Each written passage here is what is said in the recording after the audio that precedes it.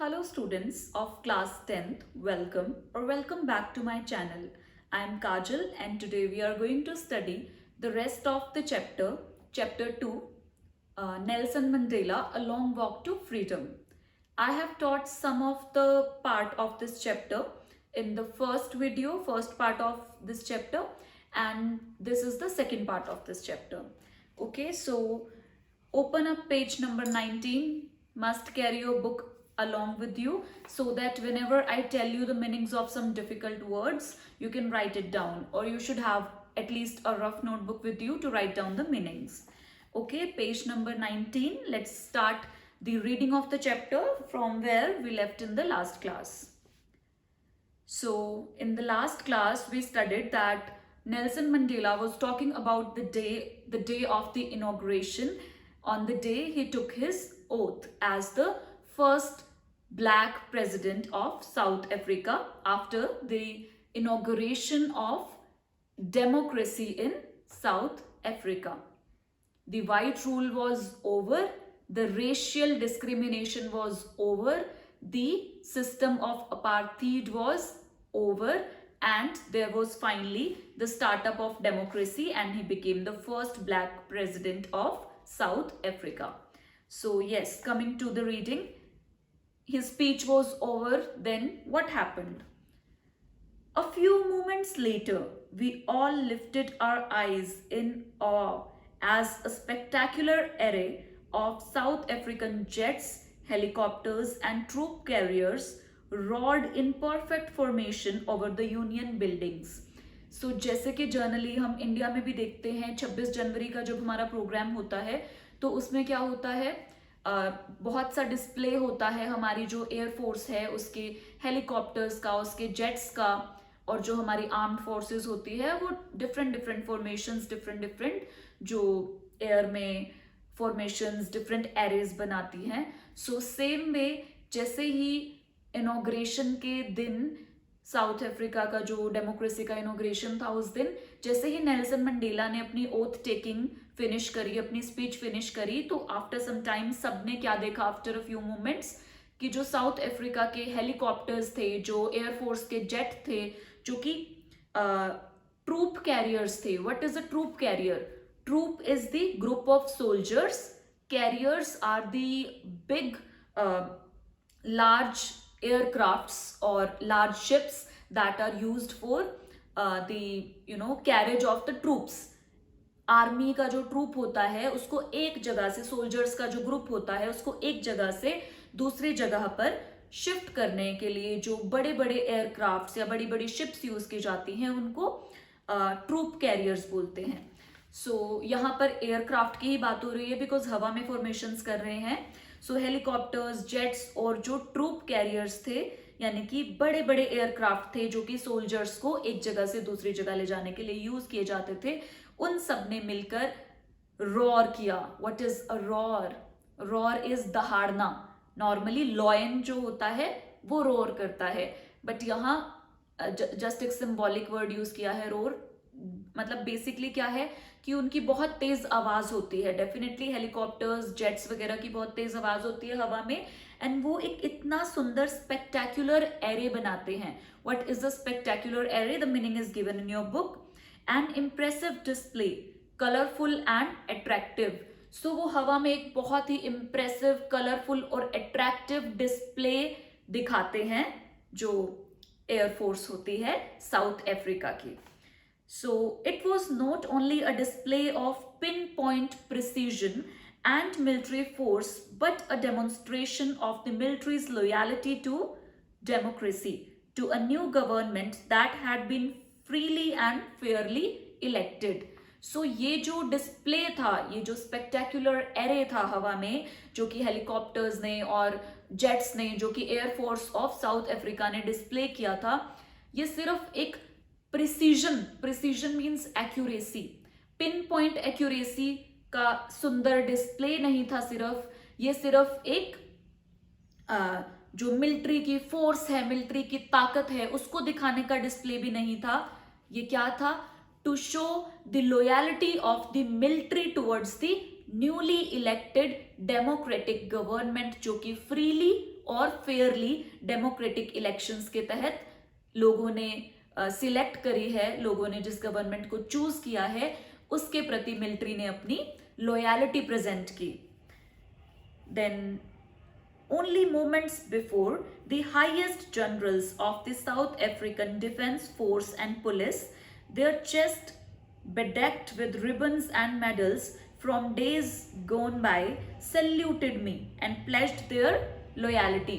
And किस ने और loyalty अपनी present करी? With a salute to Nelson Mandela, south Africa की जो मिलिट्री के बड़े बड़े फोर्स के जो बड़े बड़े ऑफिसर्स थे और जो पुलिस के ऑफिसर्स थे, सबने उन्हें सैल्यूट किया और अपनी लॉयल्टी गवर्नमेंट के प्रति और नेल्सन मंडेला के प्रति प्रेजेंट करी. यहाँ पर है एक वर्ड यूज किया गया है bedecked, that means decorated with ribbons and medals. Normally आपने देखा होगा जो आर्मी मैन होते हैं उनका यहाँ पॉकेट होता है या जो इनका कंधा होता है उस पर बहुत से रिबन्स और मेडल्स जो उन्होंने जीते होते हैं डिफरेंट ओकेजन्स में, डिफरेंट वॉर्स में, डिफरेंट जो उनकी जो ताकत दिखाई होती है उन्होंने अपने फोर्स में, उसकी वजह से उनको मिलते हैं मेडल्स. सो वो उनकी रिबन से और मेडल से जो चेस्ट होती है आर्मी मैन की वो डेकोरेटेड होती है. So bedecked is decorated. All right, so I am just again repeating this line. Only moments before the highest generals of the South African Defence Force and Police, their chest bedecked with ribbons and medals from days gone by, saluted me and pledged their loyalty. I was not unmindful of the fact that not so many years before, they would have not saluted but arrested me. Not unmindful, मैं भूला नहीं था ये fact कि कुछ ही साल पहले तक सिचुएशन क्या थी कि ये लोग जो आज मुझे सैल्यूट कर रहे हैं, यही लोग मुझे सैल्यूट नहीं कर रहे होते कुछ साल पहले की अगर बात होती तो ये मुझे अरेस्ट कर रहे होते. क्यों? क्योंकि उस वक्त जो था अपार्थीड का सिस्टम था, वाइट गवर्नमेंट थी, वाइट सुपरमेसी की गवर्नमेंट थी और जो लोग भी अपार्थीड के सिस्टम को फॉलो नहीं करते थे, जो कि नेल्सन मंडेला और उनके साथी थे, तो उनको देशद्रोही मानकर अरेस्ट किया जाता था, सैल्यूट नहीं किया जा सकता था. लेकिन आज का समय बदल चुका था. आज एक डेमोक्रेटिक गवर्नमेंट थी, वो प्रेसिडेंट बन चुके थे और उन्हें सैल्यूट किया जा रहा था उन्हीं लोगों के द्वारा जो कभी उन्हें अरेस्ट किया करते थे. So finally a chevron of Impala jets left a smoke trail of the black, red, green, blue and gold of the new South African flag. So finally एक इम्पाला जेट नाम के जेट्स थे, उन्होंने अपना smoke की trail, smoke की जो line सी होती है, हम देखते हैं जब कई बार जेट गुजरता है उसके पीछे स्मोक की जो लाइन होती है, सो स्मोक की ट्रेल जो थी वो इम्पाला जेट्स ने थ्रो करी और उसमें कौन से कलर्स थे? Black, red, green, blue and gold. ये सब कलर्स साउथ अफ्रीका के इंडिपेंडेंट डेमोक्रेटिक जो कंट्री अब बनी थी साउथ अफ्रीका, उसका जो नया फ्लैग होने वाला था उसके सारे कलर्स हवा में इम्पाला जेट्स ने थ्रो किए. सो फाइनली एक बहुत ही सुंदर जो एयर डिस्प्ले था वो हो गया. And after that what happened? The day was symbolized for me by the playing of our two national anthems. उसके बाद नेशनल एंथम हुए, 2 नेशनल एंथम हुए, क्योंकि जनरली पहले जो वाइट लोग थे अफ्रीका में वो एक अलग एंथम गाते थे और जो ब्लैक पीपल थे वो अपना एक अलग एंथम गाते थे. तो दोनों ही एंथम्स को रिस्पेक्ट दी गई, दोनों ही एंथम्स प्ले किए गए. And the version of by playing of our 2 national anthems and the vision of white singing Nkosi Sikelel I Africa and black singing Die Stem, an old anthem of the Republic. So जो white people थे उन्होंने अपना anthem गाया जिसका कुछ इस तरह का नाम था Nkosi Sikelel I Africa, and जो blacks थे उन्होंने अपना anthem गाया जिस anthem का नाम था Die Stem. ओके, सो जो डाई स्टेम था जो कि ओल्ड एंथम था रिपब्लिक ऑफ साउथ अफ्रीका का, जो कि ब्लैक पीपल जर्नली गाया करते थे. Although that day neither group knew the lyrics of anthem they once despised. So दोनों ही ग्रुप्स, व्हाइट्स भी और ब्लैक्स भी, दोनों को ही ढंग से वो एंथम आता ही नहीं था। क्यों? क्योंकि वो एंथम अब आजादी मिल गई थी तो इसके बाद गाया जा रहा था, वरना उससे पहले गाया नहीं जाता था। जनरली बहुत कम लोग थे जिनको उसकी लिरिक्स याद थी, चाहे वो व्हाइट पीपल थे उनको याद नहीं था, और इनफैक्ट ब्लैक पीपल को भी ज्यादातर याद नहीं था, क्योंकि आज से पहले तक उस एंथम को डिस्पाइज्ड किया जाता था। डिस्पाइज्ड is the meaning is given in your book, had a very low opinion of, किसी चीज के बारे में बहुत ही लो ओपिनियन होता था। मतलब उस जो एंथम को बहुत ही नीचा, बहुत ही तुच्छ माना जाता था, इसलिए उसे गाया ही नहीं जाता था, इसलिए लोगों को उसके लिरिक्स याद नहीं थे। So although that day neither group nor white nor black knew the lyrics of the anthem they once despised, they would soon know the words by heart। लेकिन नेल्सन मंडेला को पूरी उम्मीद है कि कुछ टाइम के बाद लोग दिल से उस एंथम को याद कर लेंगे, जो कि साउथ अफ्रीका का नेशनल एंथम बना। On the day of inauguration, I was overwhelmed with a sense of history। So, inauguration के दिन जो नेल्सन मंडेला है वो ओवरवेल्म, इमोशंस उनके बहुत ज्यादा उभर कर आ रहे थे, वो बहुत ज्यादा ओवरवेल्म्ड थे अपने इमोशंस के साथ, क्योंकि वो हिस्ट्री को याद कर रहे थे कि कितनी मुश्किल से ये आजादी उन्हें मिली थी, कितने लोगों ने सेक्रीफाइस किया था उसके लिए। सो उन्हें वो याद करते हैं। In the first decade of the 20th century, a few years after the bitter Anglo-Boer War and before my own birth, the white-skinned people of South Africa patched up their differences and erected a system of racial domination against the dark-skinned people of their own land। So, ये कब शुरू हुआ था racial discrimination का system south Africa में? जो bitter Anglo Boer war था उसके कुछ समय बाद, और जो नेल्सन मंडेला का खुद का बर्थ था उसके कुछ समय पहले। जो एंग्लो बॉयर वॉर था वो किस किस के बीच में था? यूके के और दो इंडिपेंडेंट नेशंस थे, एक Republic of South Africa and दूसरा उसकी टीममेट जो था दूसरा कंट्री वो था the orange nation. So south Africa and the orange nation मिलकर किसके अगेंस्ट वॉर कर रहे थे? यूके के अगेंस्ट, यूनाइटेड किंगडम्स के अगेंस्ट। सो वो वॉर हुआ था। वॉर को बिटर बोला गया है, हर वॉर बिटर ही होता है, वॉर में किसी का भी फायदा नहीं होता, लोगों की जान जाती है, बहुत नुकसान होता है। सो इस वॉर को, एंग्लो बॉयर वॉर को जो है नेल्सन मंडेला ने बिटर बोला है, एंड आई थिंक हर वॉर बिटर ही होता है। सो उस 20th सेंचुरी के फर्स्ट डिकेड में जो एंग्लो बॉयर वॉर हुआ था उसके कुछ समय बाद और नेल्सन मंडेला के खुद के बर्थ से कुछ समय पहले जो व्हाइट स्किन्ड पीपल थे साउथ अफ्रीका के, उन लोगों ने अपनी डोमिनेंस, अपना हम बड़े हैं और हम महान हैं और जो ब्लैक स्किन्ड पीपल हैं वो हमसे दब कर रहेंगे, वो तुच्छ हैं, इस चीज का जो डोमिनेशन था, अपना जो अपना दबदबा था, वो उन्होंने उस वक्त डिक्लेयर किया था। किस वक्त? First decade of the 20th century, जो एंग्लो बॉयर वॉर था उसके कुछ दिनों के, कुछ समय के बाद, और जो नेल्सन मंडेला का खुद का बर्थ था उसके कुछ समय पहले, उन्होंने जो व्हाइट स्किन्ड पीपल थे उन्होंने ब्लैक स्किन्ड पीपल पे अपना डोमिनेंस, अपना दबदबा डिक्लेयर कर दिया था। सो तब से रेशियल डिस्क्रिमिनेशन स्टार्ट हो गया था साउथ अफ्रीका की धरती पर। सो उस हिस्ट्री को याद करते हैं नेल्सन मंडेला एंड कहते हैं कि the structure they created formed the basis of one of the harshest, most inhuman societies of the world has ever known. So दुनिया ने जितनी भी सोसाइटीज देखी होंगी, सबसे ज्यादा क्रूरता भरी, हार्शेस्ट, क्रूरता भरी और इनह्यूमन जो सोसाइटी थी, ऐसी सोसाइटी बन गई थी साउथ अफ्रीका में। Now in the last decade of the 20th century and my own 8th decade as a man. So first decade of the 20th century में ये अपार्थीड का सिस्टम, रेशियल डिस्क्रिमिनेशन का system start हुआ था, और अब आखिरी जो last decade of 20th century यानी कि 1990s ऑनवर्ड्स, क्योंकि 1994 में हुई थी फ्रीडम वाली बात साउथ अफ्रीका में। सो 1990 ऑनवर्ड्स जो लास्ट डिकेड स्टार्ट हुआ, डेफिनेटली 1994 उसी डिकेड का हिस्सा था। तो फाइनली लास्ट डिकेड में आकर, पहले डिकेड में जो डिस्क्रिमिनेशन स्टार्ट हुआ था वो 20th सेंचुरी के लास्ट डिकेड में आकर खत्म हुआ।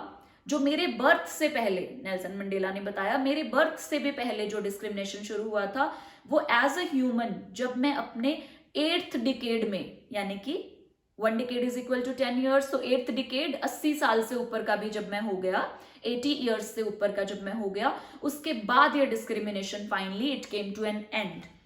That system had been overturned, overturn पलट देना, वो सिस्टम अब पलट गया है, पासा पलट गया है। और कौन सा सिस्टम आ गया है? ओवरटर्न फॉरएवर, वो सिस्टम हमेशा के लिए पलट गया है and replaced by one that recognizes the rights and freedoms of all peoples regardless of the color of their skin. And finally जो वो बुरा सिस्टम था वो ओवरटर्न हो गया, पलट गया, और समय पलट गया, परिवर्तित हो गया, और अब एक सिस्टम आ गया जो कि किसी भी तरह का भेदभाव नहीं करता, सबके राइट्स एंड फ्रीडम्स को, सारे लोगों के राइट्स एंड फ्रीडम्स को रिकॉग्नाइज करता है, पहचानता है, regardless of the color of their skin. Okay, then that day had come about through the unimaginable sacrifices of thousands of my people. So ये दिन आसानी से नहीं आया, ये दिन देखने के लिए बहुत sacrifices किए हैं मेरे देश के लोगों ने. People whose suffering and courage can never be counted or repaid. सो उन लोगों का जो करेज था, हिम्मत थी, और जो उन लोगों ने सेक्रीफाइस किया, उसे कभी भी काउंट नहीं किया जा सकता. वो अनइमेजिनेबल था, इमेजिनेशन से भी परे था, और अनकाउंटेबल था, उसको कभी काउंट नहीं किया जा सकता. वो बहुत अनमोल था और उसे कभी पे बैक नहीं किया जा सकता.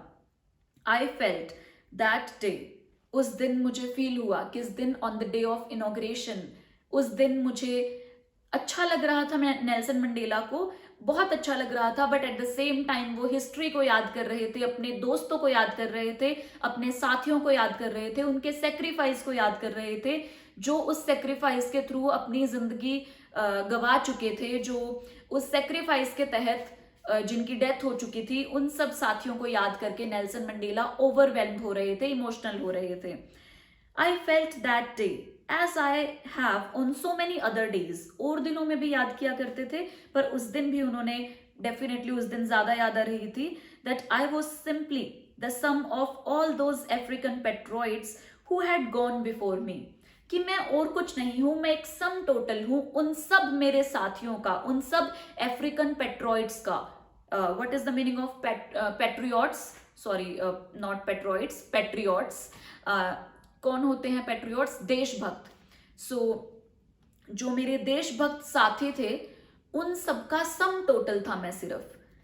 And who had gone before me, जो मुझसे पहले चले गए, मैं उन सब के जो सेक्रीफाइसेस थे उन सबका सम टोटल बनकर आज फाइनली यहां एज अ प्रेसिडेंट खड़ा था. That long and noble line ended, now begin again with me. जो कि एक बहुत ही लंबी लाइन थी उन देशभक्त लोगों की जो मुझसे पहले चले गए. वो लाइन वहां खत्म नहीं हुई, वो लाइन दोबारा मुझसे शुरू हो गई है. ठीक है.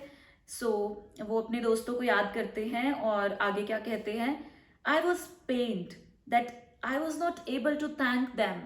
उन्हें बहुत पेन हो रहा था, दिल में दुख हो रहा था इस बात का कि मैं उन लोगों को थैंक यू भी नहीं बोल पाया जिनके सेक्रीफाइसेस की वजह से फाइनली आज हम ये दिन, आजादी का दिन देख पा रहे हैं. And that they were not able to see what their sacrifices had what. So इस चीज का भी दुख था कि मैं उन्हें थैंक यू नहीं बोल पाया, और इस चीज का भी दुख था कि आज वो ये दिन देखने के लिए मौजूद नहीं है. उनकी ऑलरेडी डेथ हो चुकी है उस सेक्रीफाइस के तहत, आज वो ये देखने के लिए मौजूद ही नहीं है. इस बात का बहुत दुख था नेल्सन मंडेला को, जिनके सेक्रीफाइसेस की वजह से फाइनली हमने आज ये दिन देखा. वो ये देख ही नहीं पा रहे कि उनके सेक्रीफाइसेस की वजह से हमने क्या अचीव किया है. रॉथ का मतलब होता है अचीव. जो हमने अचीव किया वो वो देख ही नहीं पाए, तो उस चीज का उन्हें दुख हो रहा था। The policy of apartheid created a deep and lasting wound in my country and my people. So जो अपार्थीड का बुरा सिस्टम था उसकी वजह से जो मेरे देश के लोग हैं, मेरे मेरे लोग हैं, माय पीपल, मेरी कंट्री, मेरा देश जो है और मेरे लोग जो हैं, उनके जो मन के, उनकी आत्मा पर उस अपार्थीड के सिस्टम ने गहरे घाव दिए थे, वुंड्स, घाव। सो डेफिनेटली मेरी कंट्री को उन घाव, अब कोई चोट लगती है, घाव होता है, तो उसको उभरने में टाइम लगता है, उससे हमें उभरने में। So all of us will spend many years if not generations recovering from that profound hurt. So definitely जैसे कि एक घाव होता है, उसको उभरने में टाइम लगता है, सेम वे जो मेरे देश के लोग हैं जिनको इतना घाव लगा है अपार्थीड के सिस्टम की वजह से, उन्होंने बहुत सेक्रीफाइस किया है, बहुत कुछ सहन किया है, तो हमें उस सिस्टम के दिए हुए पेन से उभरने में बहुत वक्त लगेगा। शायद कुछ जनरेशन्स नहीं लगे, लेकिन स्टिल हमें बहुत वक्त लगेगा उससे उभरने में और उसके पेन से उभरने में। But the decades of operation and brutality had another unintended effect. So जो इतना जो ऑपरेशन, जो कि ऑपरेशन दबाया जा रहा था, और जो brutality means physical violence, cruelty, क्रूरता, जो फिजिकल वायलेंस थी, जो कि हिंसा थी उनके लोगों के साथ, नेल्सन मंडेला के खुद के साथ हुई, उनके दोस्तों के साथ हुई, उनके साथियों के साथ हुई, अफ्रीका के ब्लैक पीपल के साथ हुई, तो उसकी वजह से डेफिनेटली उन्हें बहुत हर्ट हुआ। लेकिन एक अनइंटेंडेड इफेक्ट और भी हुआ। अनइंटेंडेड, ऑपरेशन करने वालों का इंटेंशन नहीं था, वो नहीं चाहते थे ऐसा हो, बट फिर भी ऐसा हुआ। जब किसी को बहुत दबाया जाता है तो कुछ ग्रेट पर्सनैलिटीज उभरती हैं। सो वही हुआ, एक अनइंटेंडेड इफेक्ट भी हुआ उस ऑपरेशन का, that was that it produced Oliver Thambos, the Walter Sissulus, the Chief Luthulis, the Yusuf Dados, the Bram Fishers, the Robert Sobuquis of our times.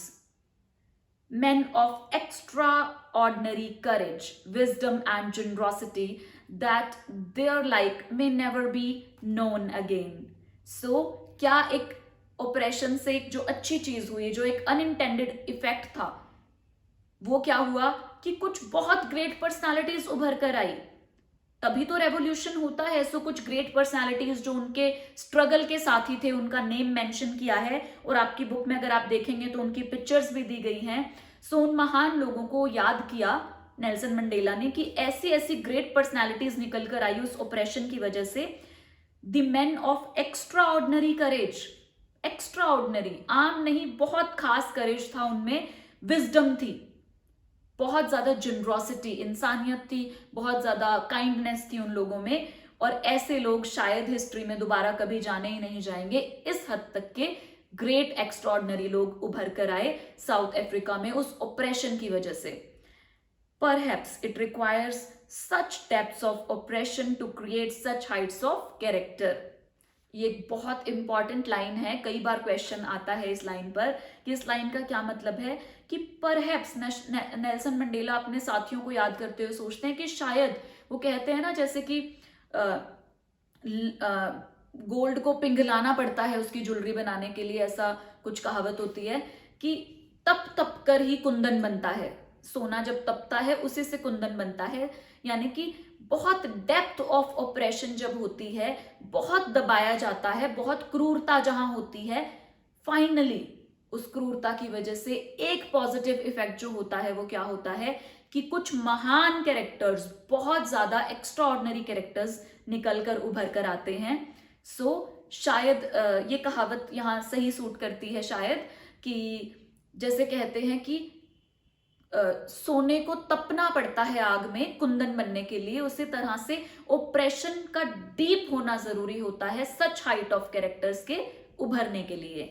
सो ये सब चीजें नेल्सन मंडेला अपने दोस्तों को याद करते हुए, अपने साथियों को याद करते हुए सोचते हैं, लिखते हैं। My country is rich in the minerals and James that lie beneath it's soil. मेरी कंट्री रिच है उन मिनरल्स में और उन जेम्स में जो कि उनकी उसकी धरती के नीचे एग्जिस्ट करते हैं, but I have always known that its greatest wealth is its people, finer and truer than the purest diamonds. लेकिन मैंने हमेशा इस बात पे विश्वास किया है कि जो धरती के नीचे मिलने वाले हीरे जवाहरात हैं, जेम्स हैं, मिनरल्स हैं, जो मेरी कंट्री में सॉइल के अंदर हैं, वो हैं, इंपॉर्टेंट है, वो रिच है हमारी कंट्री उसमें, लेकिन उससे भी ज्यादा इंपॉर्टेंट है उस देश के लोग जो कि उसके असली कीमती हीरे हैं, जो रियल डायमंड्स होते हैं, रेयर डायमंड्स होते हैं, उससे भी ज्यादा रियल और उससे भी ज्यादा रेयर मेरे देश के लोग हैं। सो उनको अपने महान साथियों को याद करते हुए नेल्सन मंडेला ये सब बातें कहते हैं। And after that it was from these comrades, उनके साथी, उनके कलीग्स को कॉमरेड्स बोलते हैं, कह सकते हैं जो मेंबर्स थे उनके सेक्रीफाइस के साथी थे, उनके बारे में उन्होंने वर्ड यूज किया है कॉमरेड्स, कलीग्स उनके। It is from these comrades in the struggle के दिनों के इन साथियों को वो याद करते हैं, that I learn the meaning of courage. उन्हीं से मैंने सीखा कि करेज का असली मीनिंग क्या होता है।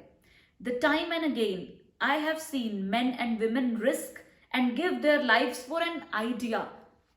हर समय थोड़े थोड़े समय के बाद मैंने देखा अपनी जिंदगी में कि किस तरह से great main and women they sacrificed their life for an idea, the idea of freedom, the idea of justice, the idea of liberty.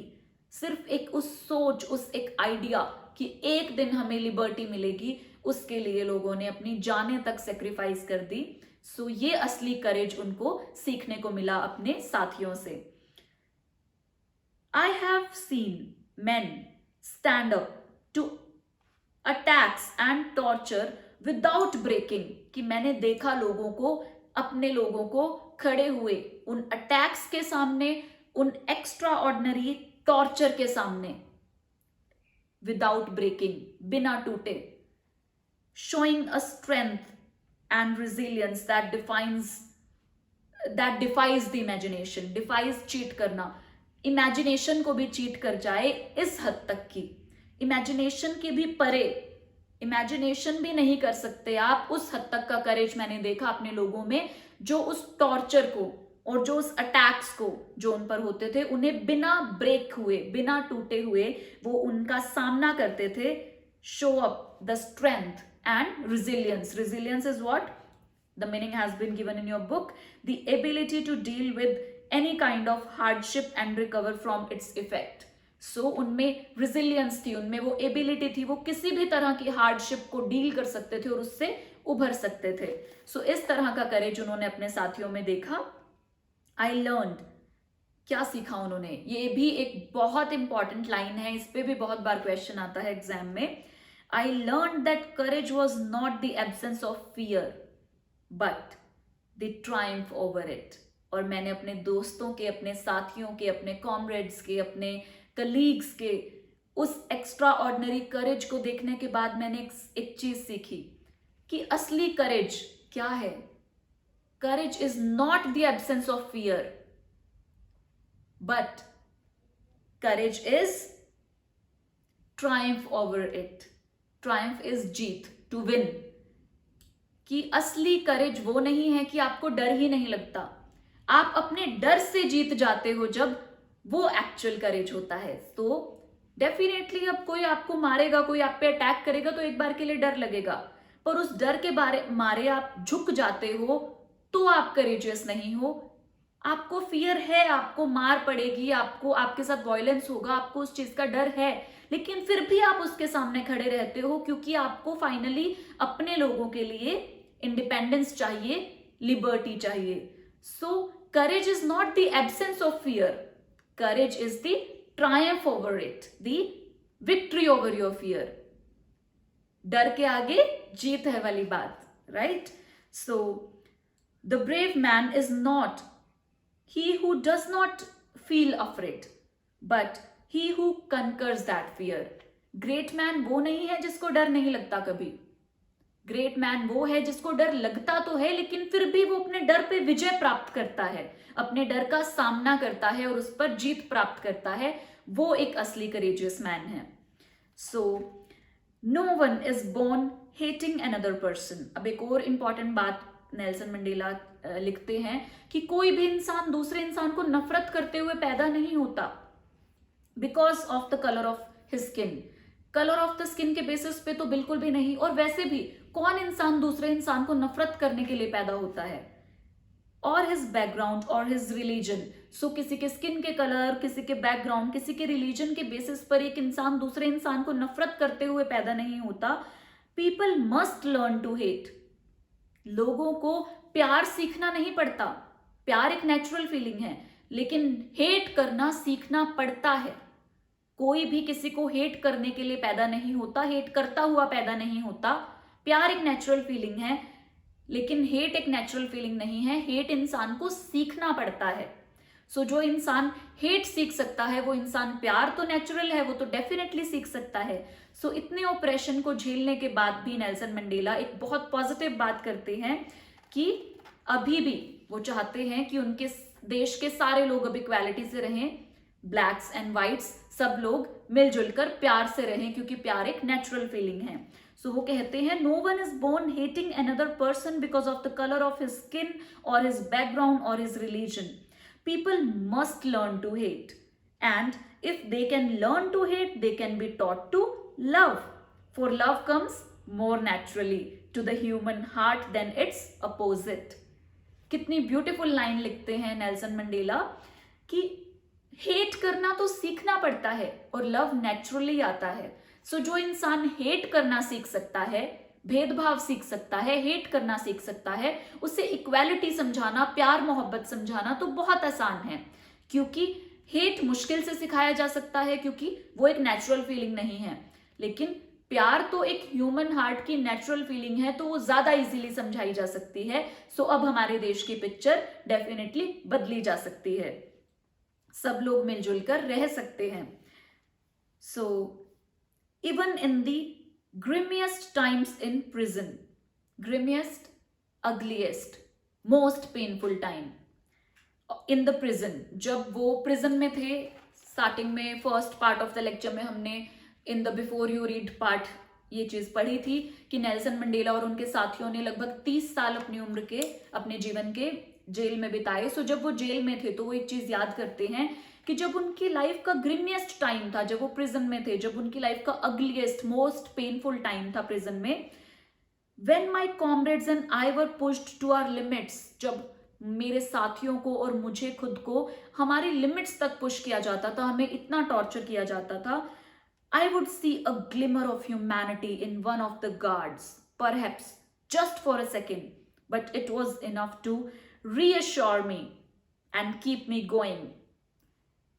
कि जब मैं जेल में प्रताड़ित हो रहा था, जब मेरे साथी जेल में प्रताड़ित हो रहे थे, हम अपनी लिमिट्स को भी मतलब हमें अपनी लिमिट्स तक क्रॉस किया जा रहा था, हमें इतना ज्यादा पुश किया जा रहा था कि हमारी लिमिट्स भी, सहन शक्ति की जो है वो क्रॉस हो जाए, इतना टॉर्चर किया जा रहा था। उस वक्त भी मैंने गार्ड्स जो थे उनमें से एक गार्ड के मन में छोटी सी ग्लिमर, ग्लिमर इज फेंट शाइन, बहुत मतलब फेंट चमक, थोड़ी सी किरण, हल्की सी किरण इंसानियत की मैंने एक गार्ड में कुछ सेकंड्स के लिए देखी। किसी गार्ड को दया आई होगी, इंसानियत दिखी होगी नेल्सन मंडेला को। तो देखिए नेल्सन मंडेला कितने पॉजिटिव हैं कि उस इतने नेगेटिव टाइम में जब उन्हें इतना टॉर्चर किया जा रहा था, तब किसी एक गार्ड की कुछ सेकंड्स के लिए दिखाई हुई हमदर्दी ने भी उन्हें एक बात पर विश्वास दिलवाया कि इंसानियत कभी भी मरती नहीं है। हेट करना तो सिखाया जा सकता है, प्यार एक नेचुरल फीलिंग है, दया भावना एक नेचुरल फीलिंग है। Man's goodness is a flame that can be hidden but never extinguished. कि जो मैन की गुडनेस है, जो इंसान की इंसानियत है, जो अच्छाई है, वो एक ऐसी फ्लेम है, वो एक ऐसी आग है जिसे छुपाया तो जा सकता है पर बुझाया नहीं जा सकता। एक्सटिंग्विश्ड, बुझाना। सो एक ऐसी फ्लेम है, एक ऐसी आग है इंसान की इंसानियत, अच्छाई, जिसे छुपाया जा सकता है लेकिन कभी भी बुझाया नहीं जा सकता। यानी कि कोई कितना भी बुरा इंसान है, कितने भी वाइट लोगों ने उन पे जुल्म किए, लेकिन अब वो इक्वालिटी चाहते हैं कि अब वाइट पीपल भी आराम से रहें और ब्लैक पीपल भी आराम से रहें और सब प्यार की जो लैंग्वेज है उसे समझें और देश में प्यार से, शांति से, सद्भावना से रहें। सो ये सारी बातें आज के लेक्चर के लिए इनफ है। अब कुछ थोड़ा सा पार्ट रह गया है इस चैप्टर का, so I will make the third part of the chapter. So it's enough for today, and I will again repeat the same thing that I repeat in all my lectures, that it's a tough time for everyone due to this pandemic. So please students, stay at home, stay safe. It's really difficult time for the entire nation, and you can be a responsible citizen only by taking care of yourself at least. All right, so please be at home, stay safe, take care of your families also. Have a good day, stay blessed. Thank you.